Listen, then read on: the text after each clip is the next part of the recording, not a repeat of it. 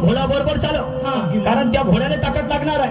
समजलं का नाही? हिचा टांगा काय घेतला खांद्यावर तो ओढाचाच का नाही का? घोड्यामध्ये करायला लागते, पण मेहनत घोड्याने करायला लागते ना. आणि म्हणून शाहीर निशांता बस टांग्यावरी आणि नियमाने चालव घोडा बरोबरी.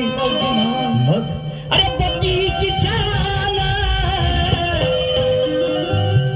एवढी छान होती बगीची छान. आणि मी शाहीर माणूस हिच्या टांग्यावर बसता बरोबर आणि गाऊन या गाणं गाणे म्हणत होते. हा म्हणजे मला लहर आली गाण्याची. समजलं का नाही?